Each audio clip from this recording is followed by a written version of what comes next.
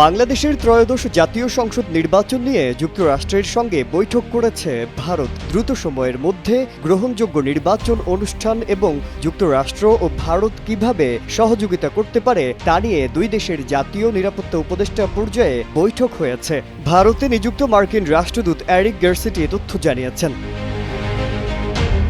Eric Garcetti মতবিনিময় সভায় জানান, ৬ জানুয়ারি যুক্তরাষ্ট্রের জাতীয় নিরাপত্তা বিষয়ক উপদেষ্টা জ্যাক সুলিভান এবং ভারতের জাতীয় নিরাপত্তা বিষয়ক উপদেষ্টা অজিত ডোভালের মধ্যে বৈঠক অনুষ্ঠিত হয়। সে বৈঠকের বড় অংশ জুড়ে ছিল বাংলাদেশ এবং এর সম্ভাব্য নির্বাচন। কেউ না বুঝলেও আমরা আপনার প্রয়োজন বুঝি, আর তাই তো অত্যাধুনিক ফিচার সম্বলিত বিভিন্ন সাইজ আর কালারের ২৫০টিরও বেশি ডিজাইন অপশন নিয়ে ওয়ালটন স্মার্ট ফ্রিজ বোঝে আপনার প্রয়োজন।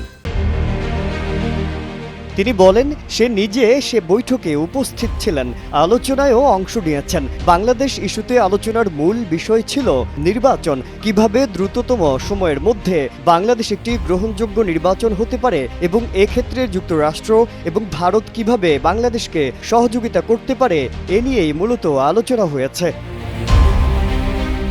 এছাড়া আলোচ্য সূচিতে বাংলাদেশের সংখ্যালঘুদের নিরাপত্তার ইস্যুও ছিল উল্লেখ করে রাষ্ট্রদূত বলেন, বিদায়ী প্রেসিডেন্ট জো বাইডেন এবং পরের প্রেসিডেন্ট ডোনাল্ড ট্রাম্প দুজনই বাংলাদেশের সংখ্যালঘুদের অধিকার ও নিরাপত্তার ব্যাপারে গুরুত্ব আরোপ করেছেন। বাংলাদেশকে একটি স্থিতিশীল, উন্নয়নমুখী এবং সহনশীল দেশ হিসেবে দেখতে চায়।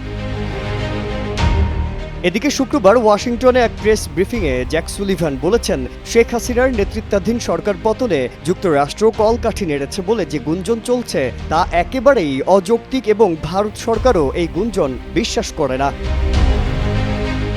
মাজহারুল আলম, কালের কণ্ঠ।